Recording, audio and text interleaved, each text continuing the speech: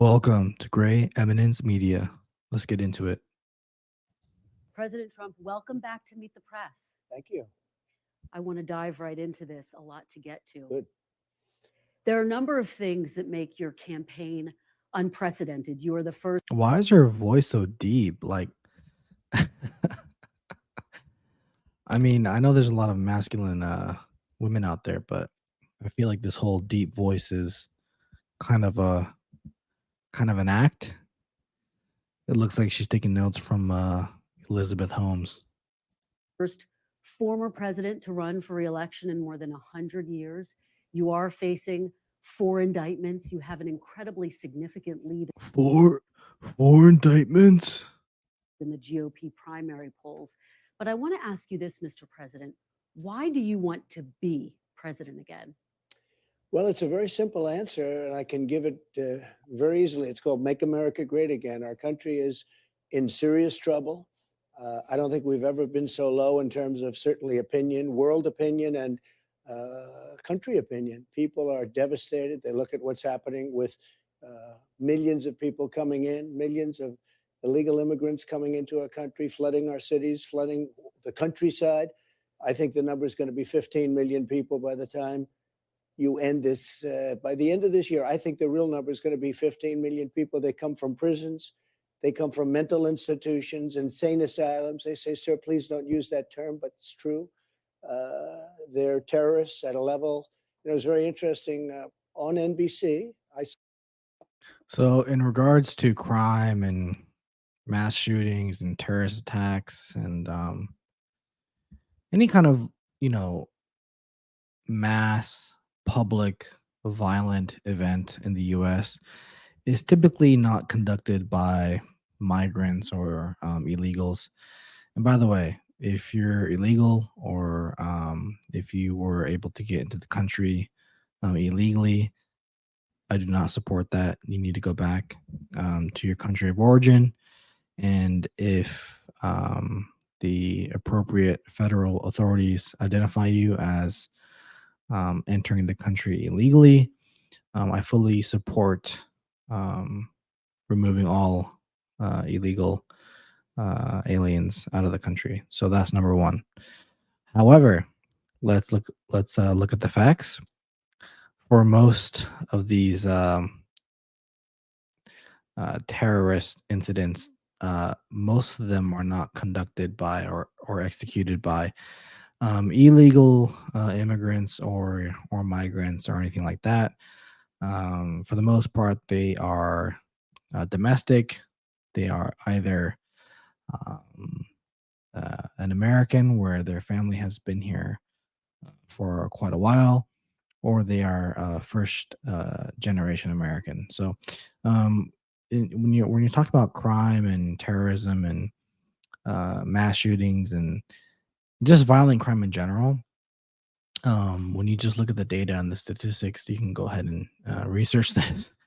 It's not the illegal aliens that are doing this. However, I do agree with the conservative side of um, deporting illegal aliens and having a hard border policy. Absolutely. Saw a poll and I saw some statistics, and it said in 2019, there were no terrorists. They caught no terrorists. There was nothing that they saw. There was no anything. And now, this year, it's a record number like they. Okay, if we want to talk about terrorist attacks, in terms of individuals that have perpetuated some of these attacks, for the most part, and I don't even think I can identify one single event where there was a major terrorist attack where an illegal alien, um, conducted the attack. So it's mostly Americans, right? Um, so this is just playing to people's emotions. They've never seen before. So we did a great job at the border. We did a great job with the military. We did a great job with inflation. We had essentially no inflation. We had a great economy. and we didn't have an Afghanistan disaster. We were getting out, but we were going to get out with dignity and pride, not the way they got out. That was a surrender and an embarrassment and horrible. We gave $85 billion worth of equipment to the Taliban. I We agree with had that. death, so much death, and so much horrible destruction. And Yeah, the pullout out of Afghanistan was an absolute debacle.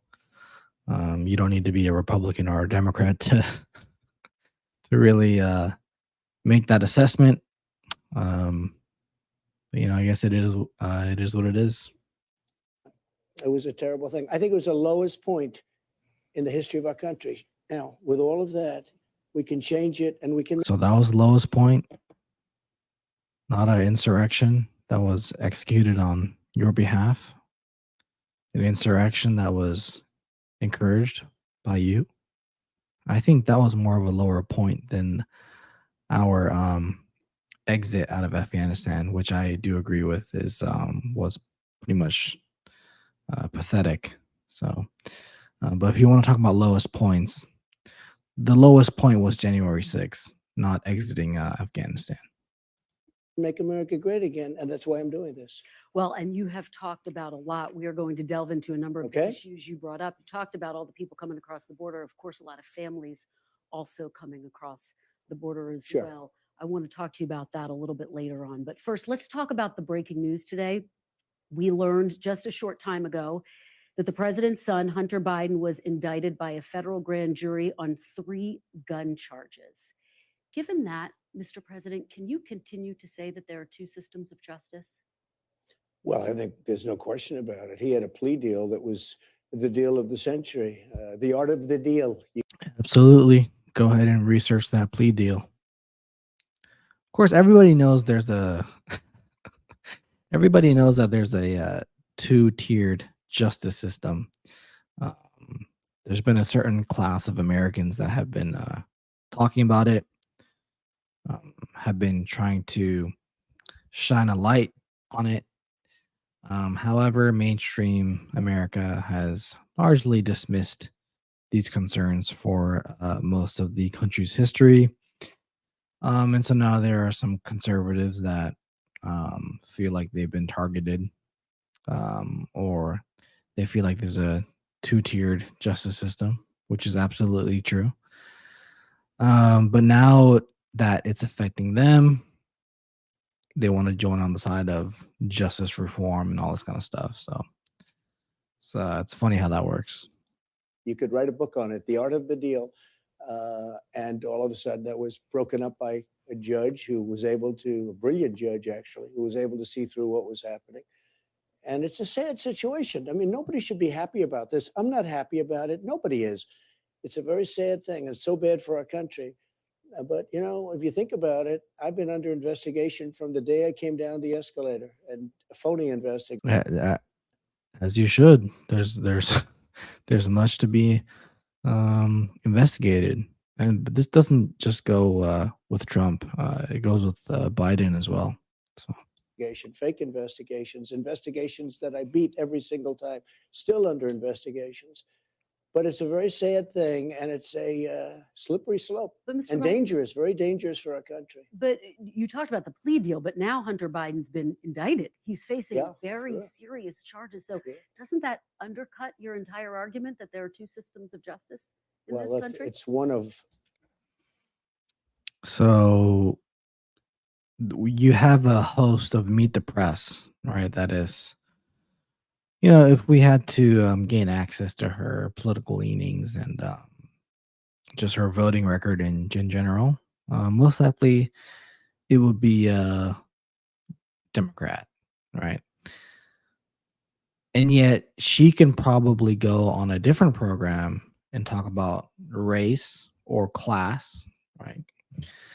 And talk about a two-tiered justice system in regards to the category of class or the category of race. And she's the exact reporter that would vehemently argue the fact that the country has a tiered justice system, right?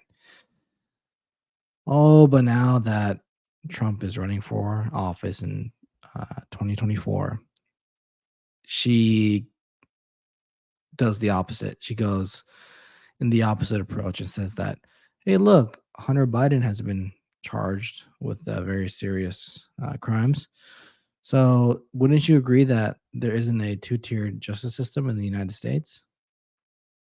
So, you just have a bunch of executives um, and I guess senior management telling her what to do. Because, like I said, if she was talking about or she had a special report, on Meet the Press about socioeconomic status, how the amount of money, regardless of race, right? The amount of money that you have definitely shields you from certain consequences, right? In the U.S. Legal system. And then if you take the category of race, right? Statistically, we've seen that uh, two people commit the same crime, but they are of a different race. So you have race A and race B, um, and then race A uh, has a harsher penalty, even though race B committed the same crime. Right. So this is just laughable what she's doing right now. 12 charges. There are 12 possible charges. And he's this still is under the only charge investigation. that doesn't affect his father. Well, he's still under investigation. Well, sure, maybe. I mean, let's see what happens. But this is the only charge that Let's see what doesn't affect happens. Joe Biden. This was the gun charge. But gun charges are very serious. People have had gun charges and gone to jail for a lot of years. I pardoned some people who I thought it was just horrible what happened, but they were put in jail for many, many years. Rappers and others. So look, it's a bad thing, uh, but it's one of 12, and it's the one charge that doesn't affect Joe Biden. Well, of course, there's no evidence that the president has any link to his son's business dealings. Let me ask you, though, Well, about I a don't second. necessarily no- agree. He called in. You mean he called in all these meetings? He was calling in on the meetings. He was put on speakerphone, and every single day, and The witness who literally testified. many calls.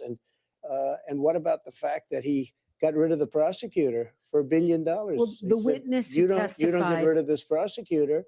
We're not giving you $1 billion to Ukraine. He said that. I mean, there are a lot of things here. Mr. President, the witness who testified, though, said that he never heard any discussion of business. Why is her voice so deep?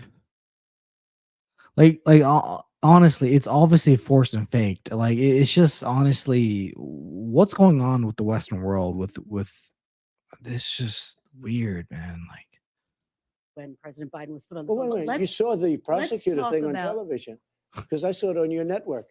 He said, you don't get rid of this prosecutor, I'm not giving $1 billion. That was looked into as well. And as you know, there was Oh, come never on. any wrongdoing. If I ever said that, quid pro quo. Let's move on to what a second quid Trump pro term quo. would look. Sure. When you launched your campaign in March, you told the crowd, quote, I am your retribution. What does that mean? What does that look like? I think retribution is talking in terms of I have to protect people. What they're doing to people is so horrible. They're putting people in jail for long periods of time. Firemen, policemen, accountants, even lawyers, they're in prisons for years now and don't even have trials in some cases. And if you look at Antifa and other groups, practically nothing happened to them. They burned come down on. Portland, they burned down Minneapolis, they took over Seattle. I mean, they literally took over a big chunk of the city. People died and nothing happened to them. We have to protect all people. But when you talk about retribution, are you talking about directing your attorney general to try to go after your political enemies? When I talk about retribution, I'm talking about fairness. We have to treat people fairly. These people on January 6th, some of them never Oh even my went into the God. building, and they're being given sentences of, Well, that's your fault, Goofy. Like, let's not act like you weren't. I mean, it took you a long time for you to tell those people to stand down. So this is the genius of Trump and other people like him. And it's the genius of Western countries that implement a strategic foreign policy that's very effective. What you do is you create a problem, right? You create a problem which only you can create, right? Because and you create a specific kind of problem, a niche problem that you can only create because you have the background and the skill set to do so. And then you create chaos with this issue or with this problem, and you let it prolong for maybe a year, 6 months. It just depends on your objective, right? But let's say you let the problem prolong for 6 months, and then people start getting tired of this problem, and they need someone to fix it. And that same person comes in and fix it. So you have Donald Trump, right? So you have this guy saying that the people on January 6th that were locked up, oh, how could the justice system do that to these people? And yet you were the exact person essentially encouraging the people to march on the Capitol and do whatever it takes to um, do whatever it takes to turn the election into a righteous election where there aren't any fake votes, and you were encouraging people to uh, let the world know how you feel, all this kind of stuff, right? So you create this problem, and then you're trying to come back as the president and solve the problem that you created, and then you pardon these people, right, that are in jail. And by doing that, your loyalty for your base voters are even stronger, right? So step A, you create a problem. Step B, you solve that problem. And on top of that, you get more hardened, zealous supporters of Trump. It's genius, right? Go ahead and create a problem and then